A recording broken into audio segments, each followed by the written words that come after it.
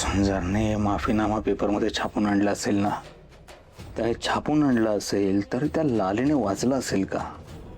वाचलं असेल तर ती अजून कशी नाही आली इथे?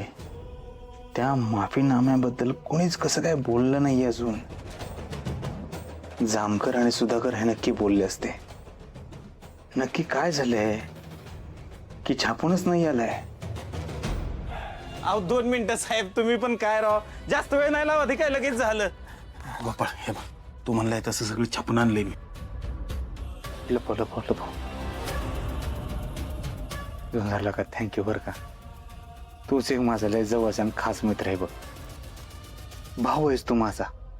नका तुझ्या उपकाराची परतफेड मी कशी करू रे?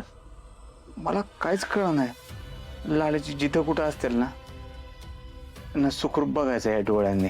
हे बघ, तू अजिबात काळजी करू नको गोपाळ, सगळं व्यवस्थित होणार आहे आणि लाली वहिनी 100% परत येतील. मला फक्त एक विचारायचं होतं, तू लाली वहिनींची माफी कशाबद्दल मागितली? जर तुझ्यापासून काय लपवला का? कसं असतं बघ, कधी कधी आपण समोरच्या माणसाला इतकं गृहीत पकडतो का नाही, आपल्या कळत न कळतपणे काहीतरी तोंडातून निघून जातं आपल्या. त्याचा समोरच्या माणसाला राग आला असेल तर, त्याने मनात धरून ठेवला असेल तर, त्याच्यामुळे जर का लालीचे निघून गेले असतील तर म्हटलं बाबा आपण मनापासून माफी मागावी. अरे गोपाळा, इतकं भोळू कोण असतं का रे? हा, किती भोळ आहेस तू. अरे एवढ्यासाठी कोणी भांडून निघून जातं का? असं बोलावं नाही, पण आजकालची दुनियाच खराब आहे रे. म्हणजे कुणी कोणाचा हात धरून पळून जाते. म्हणजे लाली वहिनींनी पण असं काहीतरी. सुंदरला काय काय बोलतोयस तू असं? नाही तसं नाही, म्हणजे माझं एवढंच म्हणणं आहे, लाली वहिनींनी असं केलेलं नसावं. बस मला तुझी काळजी वाटते म्हणून म्हणतोय गोपाळ, बाकी काय नाही.